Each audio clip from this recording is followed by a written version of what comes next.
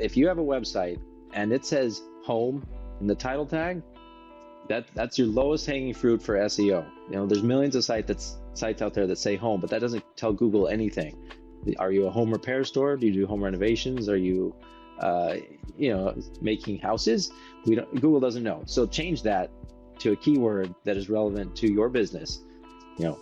Podcast for young entrepreneurs, after hours. That's much better than home after hours.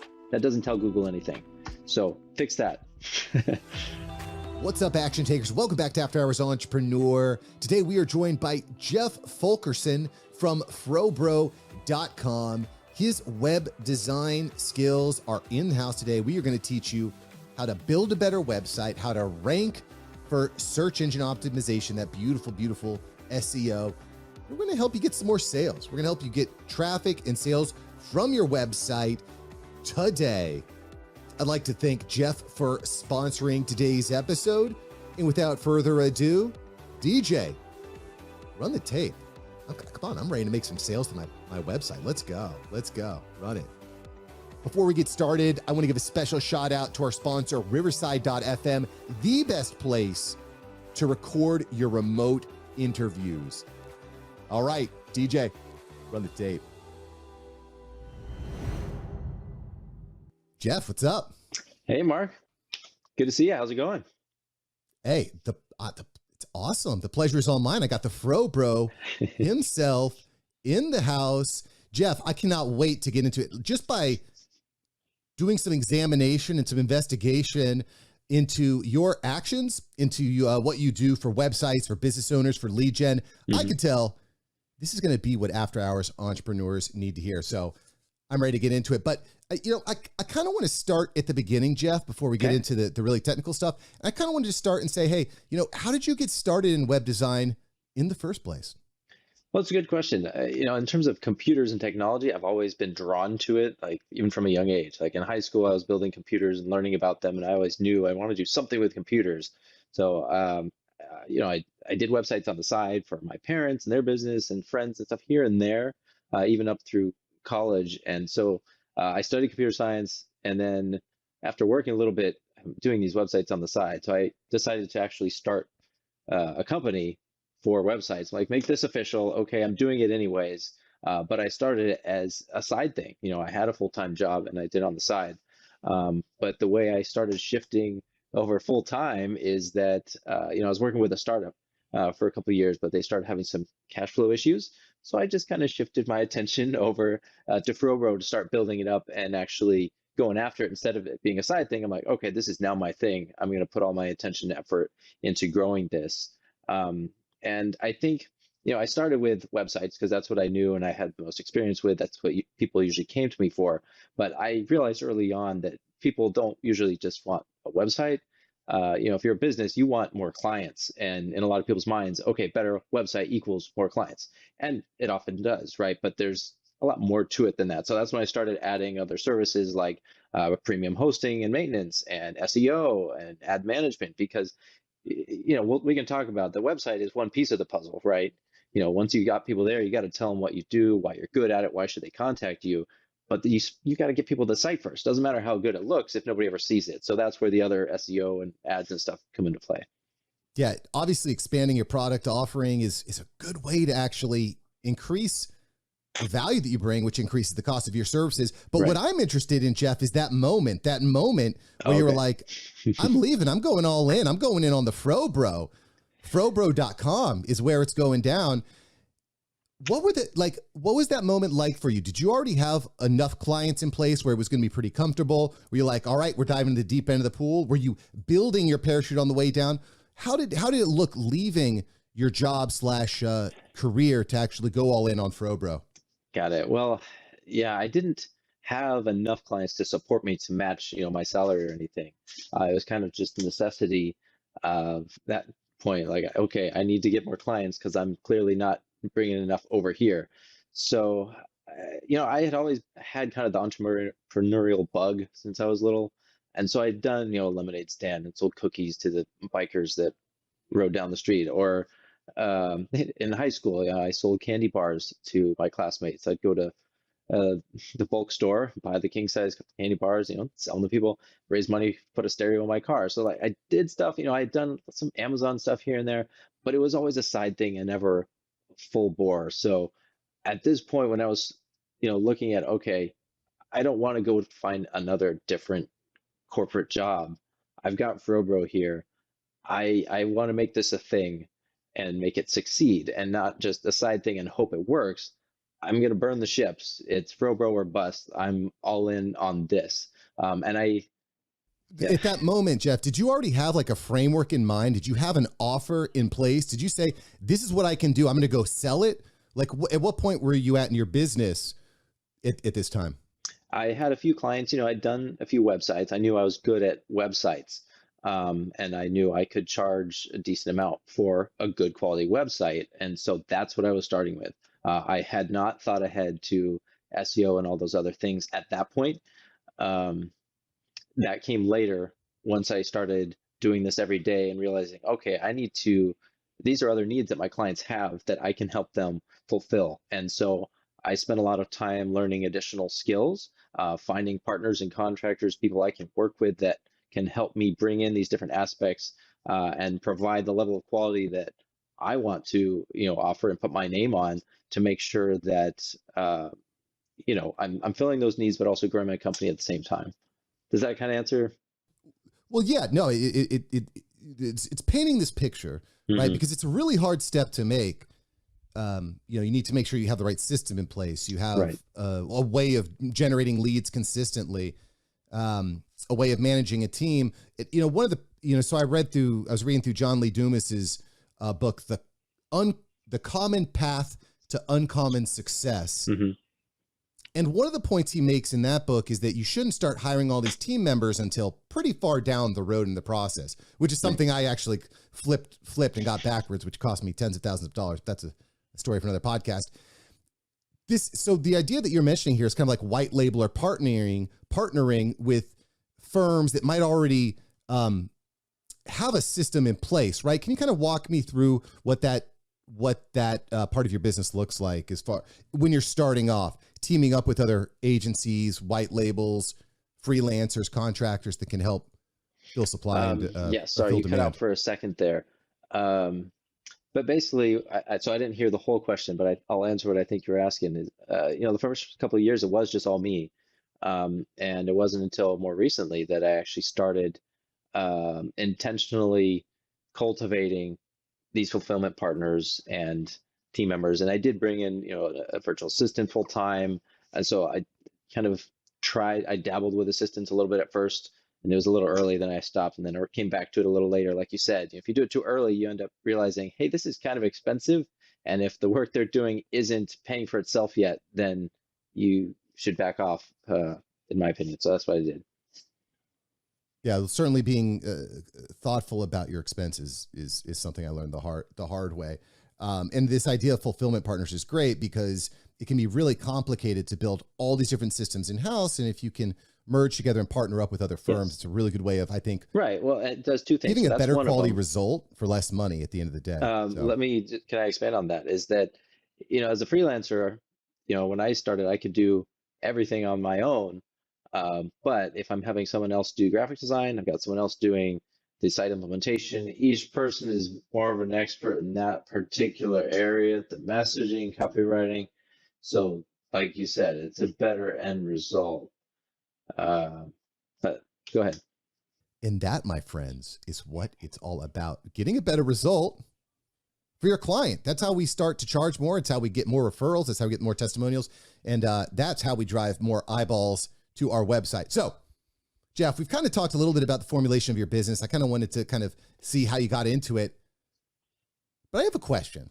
Okay. Everyone, when you're starting a business, everyone says you need a website. You need a website. Make sure you get the website. Get the website name. Do you have a domain for your website yet? But I kind of sometimes think that we don't actually consider what the website is frickin' for.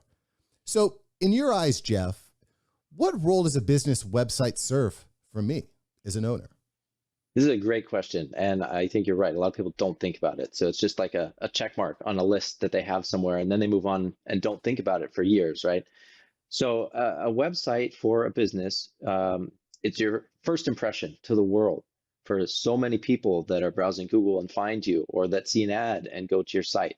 And what those people are going to do is judge you. That's why they're going to the website. They're going to judge you and see, okay, is this guy legit? Is he professional? Is this a fly-by-night organization that's going to disappear with my money tomorrow? Like, do they have reviews? Did other people like them? Do they talk a good game, or do they come through? Do they have a license number that I can check? All of these types of things, people are looking at it. So you need to make sure you're presenting your best self to the world, putting your best foot forward by giving that polished professional look to let people know they can trust you. Answer any questions up front or objections that they have. That's another element of it, right? There's the messaging, there's the look and feel, and just giving them a way to get in touch if it's a good fit. And we can spend a lot of time talking about these. So you tell me where you want to kind of dive in. Right. So, I mean, you just kind of whizzed through them like it's nothing, but listen, I don't do websites for a living, baby. So I'm just going to want to slow it down. Right. So the first thing I heard you say there was it's an impression. It's the first impression that you make. Mm-hmm. Right. And I think that's good. I always want to make it first. You only have one chance at a first impression, right? Mm-hmm. The second item you had mentioned was kind of like credibility, right? Building up your credibility. Right. And if someone goes to your site and sees a template from 1997 that says, GoDaddy at the bottom, that tells them they're going to infer that the level of quality or professionalism or attention to detail that you brought to your website is the same as what you do in your business, which is obviously not a fair comparison, but we do it all the time. We look at it and we're like, okay, I don't know if this is the one. And you keep scrolling, right? You go to the next result on Google. Another thing is if it doesn't load fast enough, a lot of people won't even see it. So that's where optimization comes into play, and we can talk about why hosting matters and why load time matters. But yeah, that first impression is so important, because once you lose that, if you haven't captured their email or something, you're never going to see them again. And to me, one of I think the bigger problems when it comes to first impressions is being confusing. Right? We have an initial landing page. This is something that I always kind of check myself on.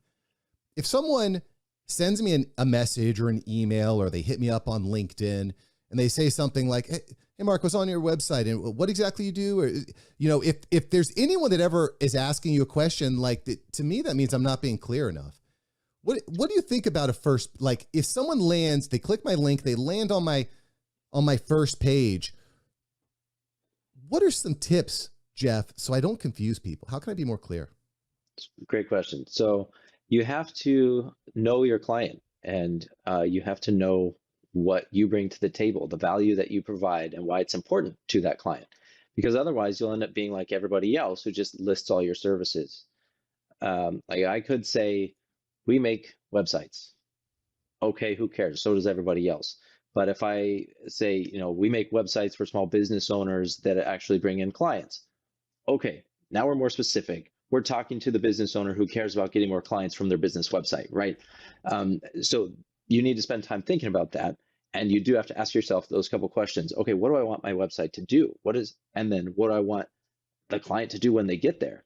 So is the goal of this website to turn new people into customers? Is it to give my customers resources so they can log in and do something? Is it both? Am I going to have investors coming to this page? And so you kind of have to plan that out. Because in some cases, the answer is yes to all three. And so you need to make sure that there's a clear way to lead each of those people to the right spot on your website without ignoring the needs of the other person, right? So if it's a new person coming, you don't want to just be talking about investors. And so that's why you'll see, logins usually in the corner. Because once you're a customer member, you ignore all the other stuff for the newbies. You go right to your area. And vice versa, right? If you're new, you're going to ignore the login link and you're going to read what they have in that hero section. So you can address both, but you have to think through it so that you do it in an intentional manner. Otherwise, you're not going to reach those goals because you've never thought through them. In talking about first impression and clarity, so this is something that I actually have a little bit of challenge with, Jeff. I serve slightly different markets. I serve different problems for different people, different customers. And so I wonder, do I need just completely separate websites for the different psychographics that I serve? Or do I need separate landing pages? Because I don't want to make things complicated. I don't want multiple websites, do I? But can I speak to multiple audiences with a single website landing page? If your audiences are similar enough, sure. But if they're different, then it's always best to have separate landing pages, or at least pages that go into more detail dedicated to each audience. So you Sure. will always have a home page, right? And so that home page then can become an area where you segment your traffic. A lot of sites that do this will have two big boxes, right? That say, first time visitor, click here to learn about blah, blah, blah. And then welcome back. If you've been here before, come over here to our resource area, whatever it is, but you could do it up front to let people know where to go. Other sites that offer a bunch of different services will still put that right at the front. And this is becoming more popular these days of just breaking it down initially. Okay, if you care about web design, go here. If you care about SEO, go here.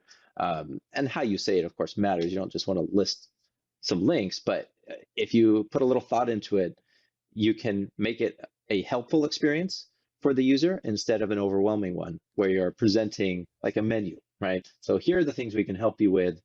You self-select your choice, why I'm here. And then that page that they land on goes into great detail and is speaking directly to that person. Does that make sense? Yeah, it definitely does. And having clear menus set up, like your website is really very clean, very clear. Not a lot of words.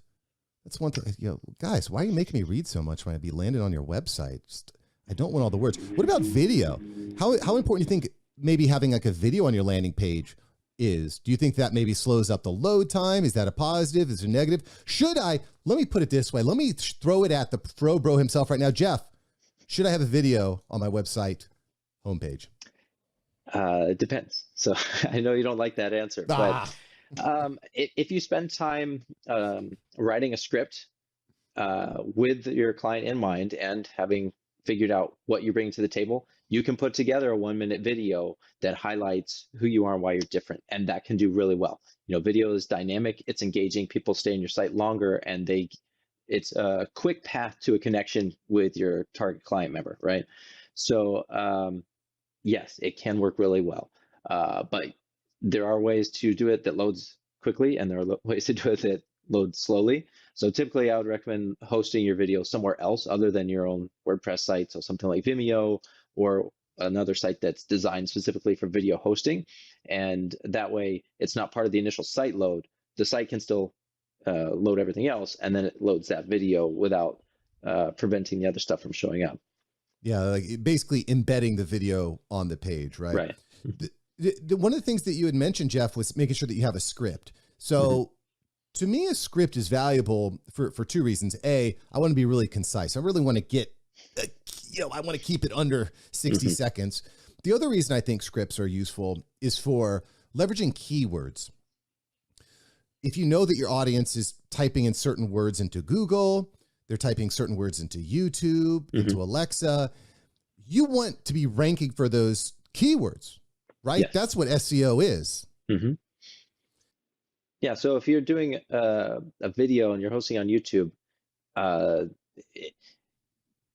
part of the scripts can be turned into captions, right? And they're going to index those, and that's going to be part of what people can find when they're searching. So yes, post your video on YouTube, but also embed it on your site. If I remember there's a quote, I forget who it was Abraham Lincoln or somebody. It's like, sorry I wrote you such a long letter. I didn't have time to write you a short one. It's like you said, it takes a long time to get clear and concise. It's easy to ramble and kind of try to explain things, but if you want your video to hit and come across quickly, you really need to spend the time to take out the filler stuff or the things that don't really matter, so that that end result really, has that punch to it. Yeah, I definitely agree there. I kind of want to keep pushing along through this web design conversation. We've talked a lot about kind of like the formatting of your website, your first page, what it's for. I really feel, for me anyway, I look at website as like a very important sales tool. If not, it's like my salesman. It's always on call. But we need listen, what good is a salesman if or woman? I see you saleswomen out there. Don't behave. For all my salespeople out there, or for all my sales folk, we need leads. Jeff, if I'm not on the phone with anyone, if I'm not shaking hands with anyone, I'm not selling anything. And then what good of a salesperson am I? So how are we going to get people to actually go to our website, right? So we can break that down into a few different ways. I want to kind of start with something that I can do proactively. I don't need to hire anyone. I can go into my website right now and I can make some changes. How important are keywords? If I know, for example, I'm in podcasting, how important would the podcasting keyword be on my website? Well, podcasting is actually a really broad keyword, and I'd say don't try to rank for that. You would want to get more specific and focus on a long tail keyword that is going to be easier to rank for, because generic terms you're going to be competing with Wikipedia and dictionary.com. And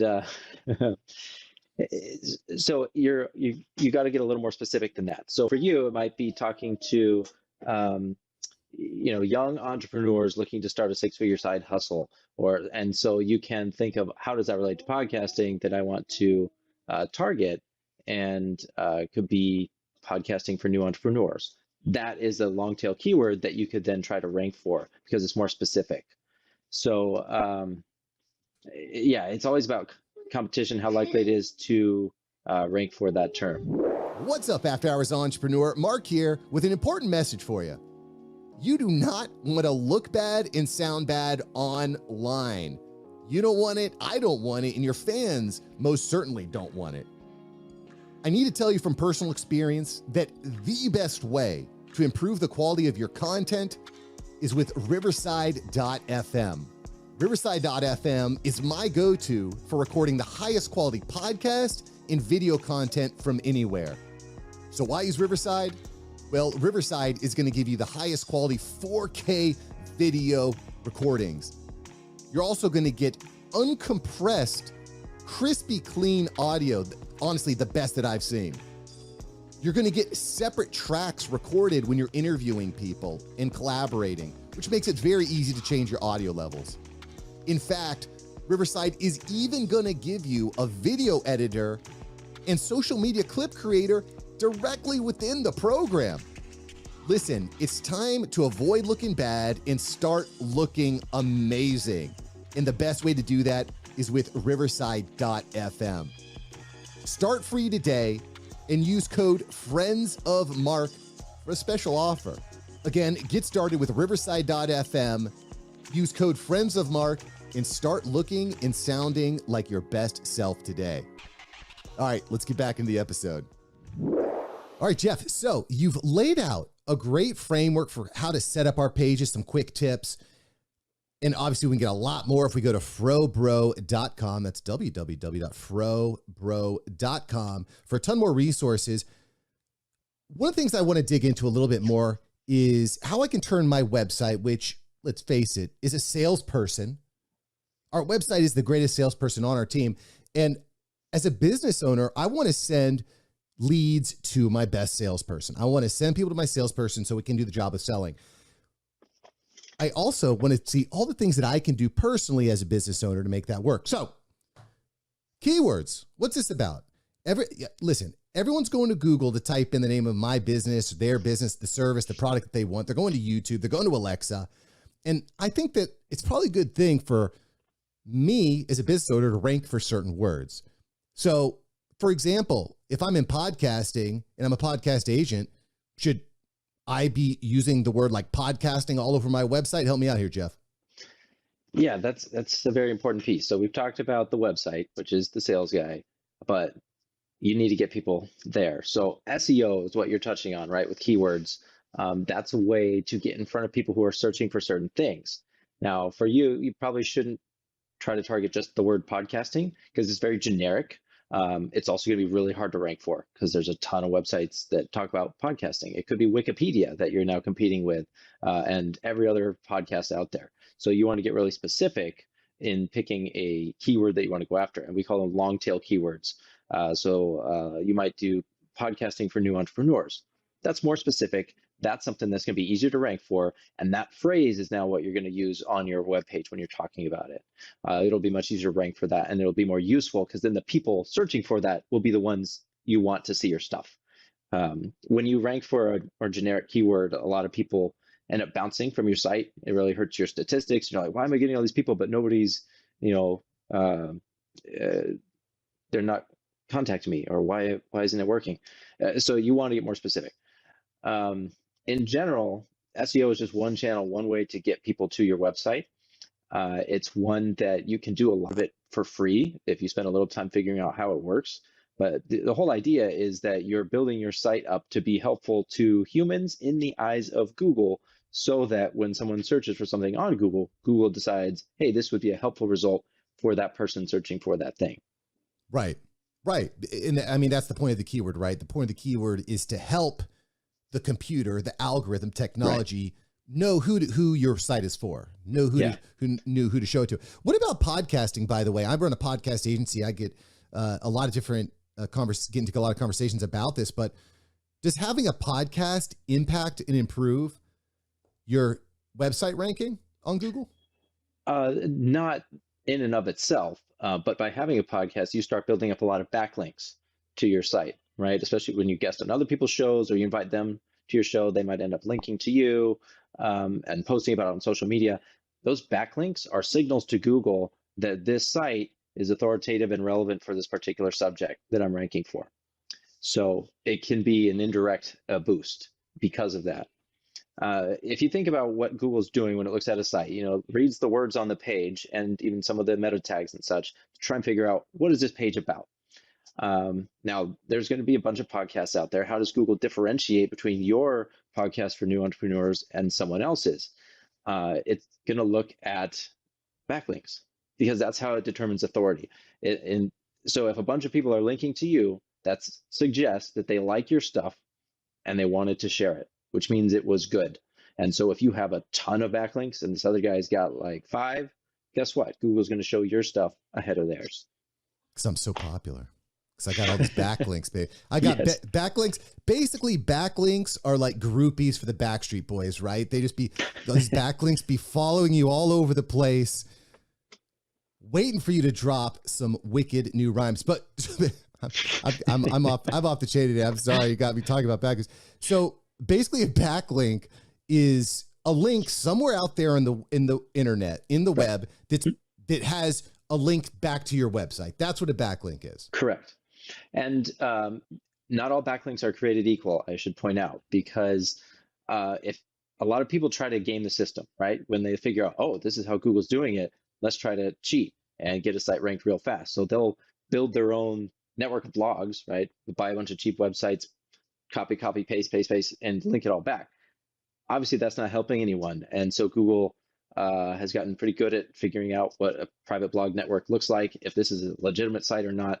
But also because it's tracking this authority of every site, it can know, okay, if a link is coming from a site with no domain authority, I'm not going to value it very highly. But if it's coming from an established site that has a value up in the 90s or something, if this is a credible news site, if it is a scientific site, linking to your blog about a topic, that suggests that, hey, if these guys like it, it must be good.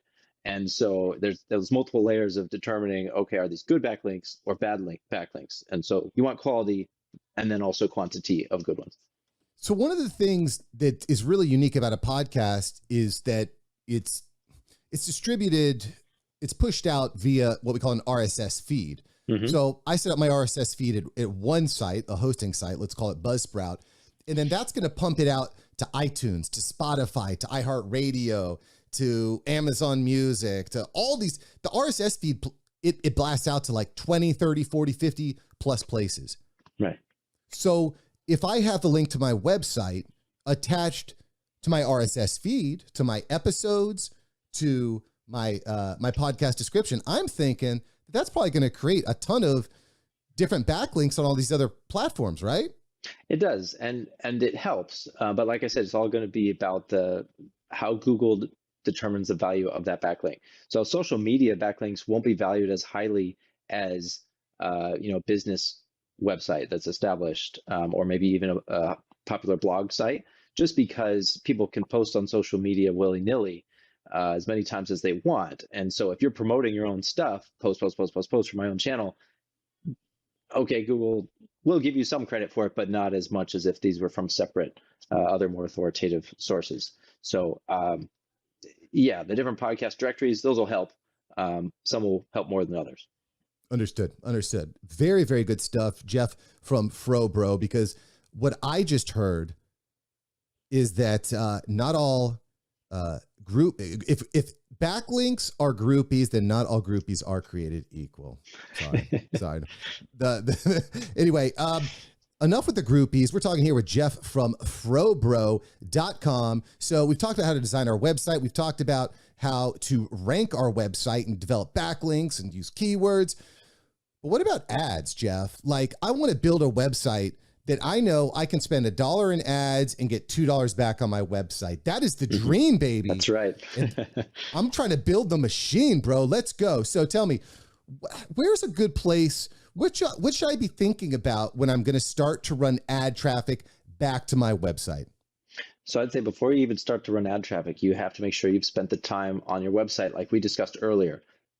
Putting the intention into the messaging, the layout, the design of what you want people to do so it's not confusing, because you have to have that conversion side at least, mostly figured out before you start running ads. And that's on the traffic side, right? Two pieces of the puzzle. When you run ads, you'll start coming up with a list of keywords that you want to target, and you're basically auctioning. It's an auction for those keywords. So when someone types into Google podcast for new entrepreneurs, Google's going to look at all the people paying for Google ads and say, okay, Mark's paying for it, this guy's paying for it, and you're bidding essentially, okay, I'm going to show this one to this guy. I'll show this one to this guy. And you appear ahead of the search results. So that's how you get in front of people. And so you will get eyeballs on your stuff from people searching for your keywords without having to wait for your site to rank for it. So you're basically replacing time with money. So as long as you've got a budget, you can do that. Now, with that being said, you've got to spend time figuring out what your keywords should be, because your initial list might be wrong or not complete. And you can start fiddling with negative keywords, meaning, okay, don't show me to someone if they included this in their search, or do show me if it's this one. Take this off the list. Okay, narrow down my geographic area if you're a local company. Let me give you an example. So if you're a cleaning company, right, and you're cleaning windows or the outside of a house, you don't want to just search, pay for house cleaning, because people might be thinking you're a maid service. And so you have to get really specific in determining, okay, which keywords do I actually want to use and which ones do I not want? So again, we're back to keywords, because we're just so, especially in the world of AI, right? Don't even get me started on AI and keywords, but what are some tools that I can use to create some better keywords? Well, Google has a free keyword planner. So as long as you create a Google Ads account, you can use it and do research to find out what search volume there is for certain keywords and how competitive it's going to be, to see what you're going to be paying to actually get in front of the people with those searches. There's other tools out there that are specifically for SEO, so like Ahrefs or SEMrush. You can do a lot of research in there, and you can even analyze your competitor sites. You can look at their backlinks. You can see their domain authority. You can see what keywords they're ranking for on certain pages. And so you can, if you want to go head to head, just say, okay, I'm going to go after that keyword too, or I'm going to make a more long tail version of that keyword. And that can inform your decisions essentially throughout that campaign process. Does that help? It does. I use a tool called vidIQ also, which is more of like a YouTube. That's for YouTube. It's a YouTube tool. But I think it still is going to apply, right? Because YouTube and Google they're basically one and the same, no? YouTube is owned by Google, obviously, but it is technically a separate search engine. YouTube's the second largest search engine right behind Google. So I believe their indexes are indeed separate, which is why those stats might be slightly different for each platform. So I would assume similar. But there's probably similarities, but you might have different demographics, right? So if you've got a younger demographic searching on YouTube, they might be phrasing things differently than someone who's just going to Google to search for a business that they want to hire. And so you have to take that into account. And that's why it's worth doing that research to figure out what the search volume is for a term. And one that might be really popular on YouTube might not be as popular with the traditional web. Yeah, that makes sense. I wasn't expecting to go down this route, but I just kind of touched on it. AI, what role do you think artificial intelligence is going to have on websites and rankings? Because I'd imagine people are going to start using AI to design sites and write copy. What impact? Heck, we're probably going to have AI building complete websites very, very soon. What role do you think AI is going to serve for web ranking in the future? I think it's going to save a lot of people a lot of time because it can do some of that research for us.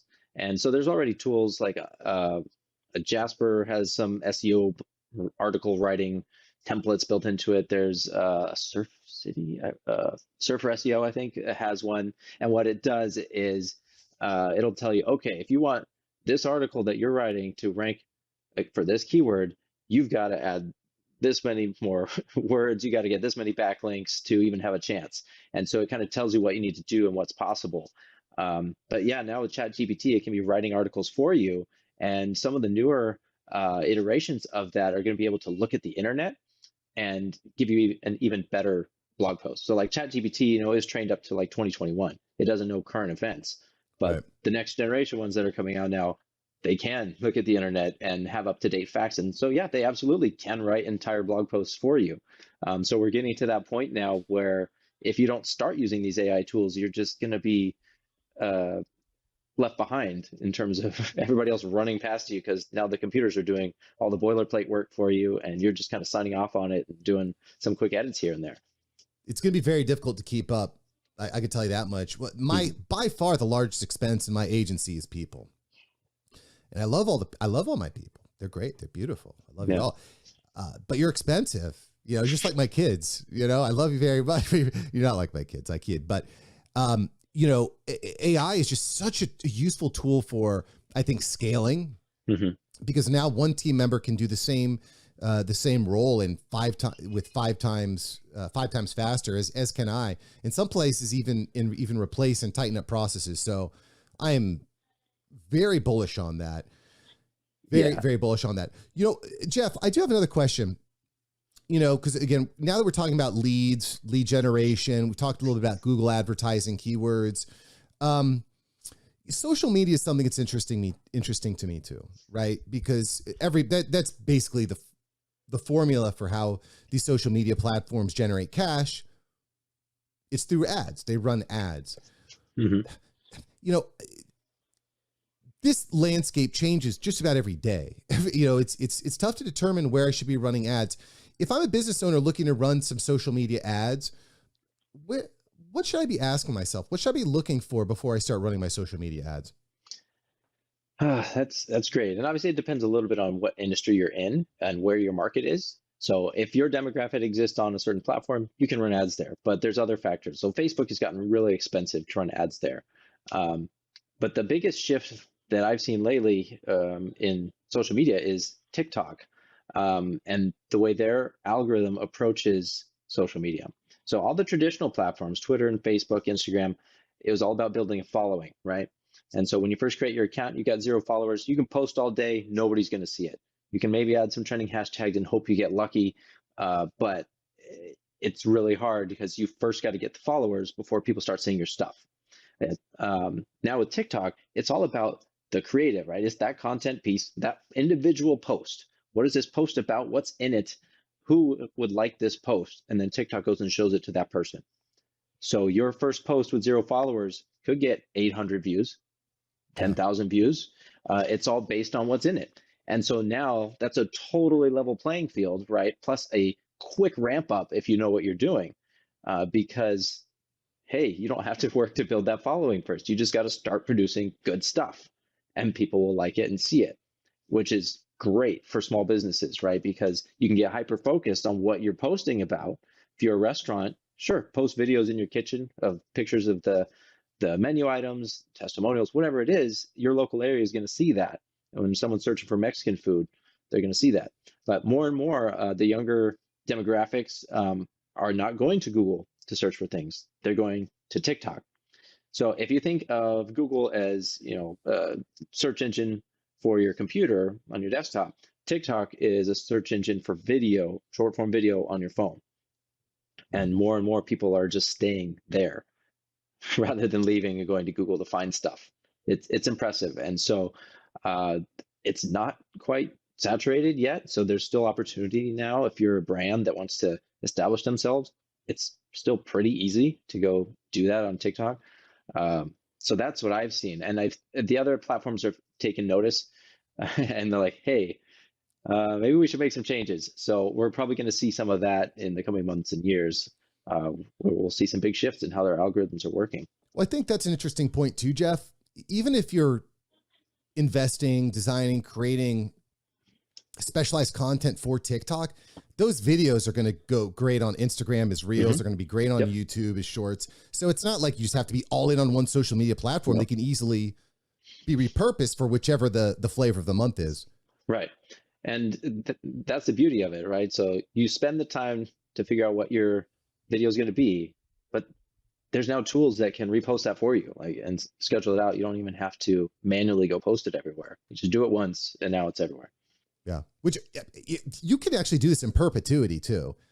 So, I mean, I just asked my team, go back to some of my more popular podcast episodes with some of my bigger, more well-known guests, and they repurpose them and throw them up on YouTube as shorts, and they'll reach 5,000, 10,000 people. I didn't have to do anything. I just asked one of my guys to go in and start repurposing the stuff I already had on file. So I really like that idea, Jeff.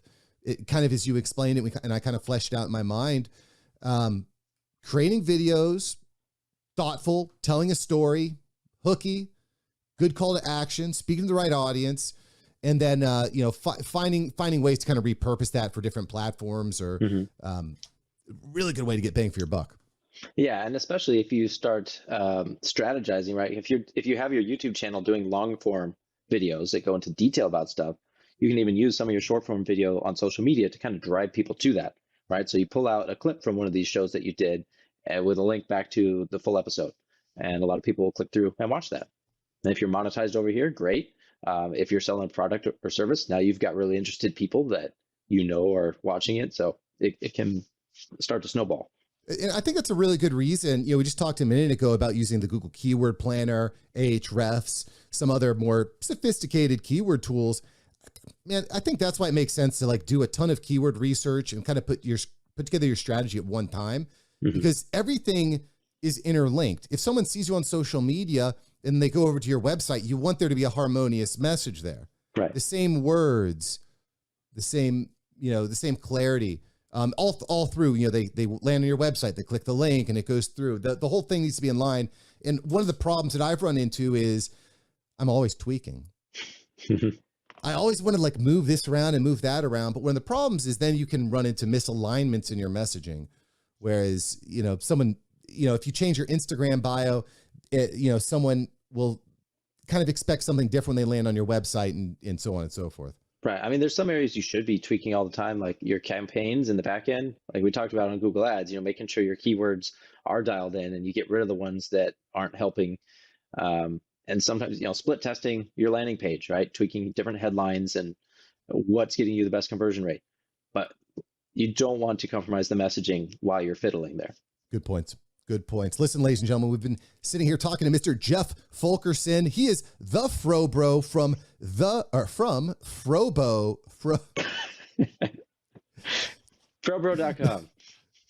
FroBro.com. We're here with Jeff Fulkerson from FroBro.com. That's right. And just laying it out, Jeff, we've kind of just touched the tip of the iceberg on a bunch of these topics, which are really key to getting your website to start selling more. Jeff, if someone wanted to get in touch with you and go a little bit deeper, get a little bit more information on how you can help them get their website working, where's the best place we can contact you? Well, FroBro.com, there's buttons there to schedule a meeting with me. You can also go to FroBro.com/meeting if you want to remember that, and that'll take you directly to schedule with me. But that way we can take a look at your website. I can do an SEO audit if you want, or we can talk through some marketing options for you depending on what your budget is, because we've talked about a ton of things and this landscape is constantly changing. If Google changes their algorithm or something new comes out, and it's hard to keep in front of it. So obviously, if you're looking to hire someone to help partner with you on that, this is what we do, and we live and breathe this every day. So yeah, at the very least, Jeff has given you enough information to be dangerous. Enough to be dangerous. There's always things you can do on your own. I mean, one thing that I have a peeve, right? If you have a website and it says home in the title tag, that's your lowest hanging fruit for SEO. There's millions of sites out there that say home, but that doesn't tell Google anything. Are you a home repair store? Do you do home renovations? Are you, making houses? Google doesn't know. So change that to a keyword that is relevant to your business. Podcast for young entrepreneurs, after hours. That's much better than home after hours. That doesn't tell Google anything. So fix that. And then we can do the rest after that. Boom. Make Jeff happy. Fix that tag right now. Get the home out of there. Jeff, before I let you go here, it's time for the world famous rapid fire section. Are you ready? As ready as I'll ever be. All right, good deal. Jeff, what's the scariest movie you've ever seen? Oh, The Ring. Pretty terrifying. Pretty terrifying. If you could be any animal, what kind of animal would you be? Cheetah. 'Cause it runs fast. They sure do. They sure do. Dogs or cats? Both. Living together? This is great. They're good for different reasons. I like them both. That's fair. That's fair. I'll give it to you. I'll give it to you. If you could live anywhere in the world, where would you live? Southern California. Which is where you live now. Which is where I live, yes. After living here, it'd be hard to live anywhere else. Maybe in the tropics, but yeah. That is the right answer. If you're not living where you want to live, then find a way to get there, baby. You got this.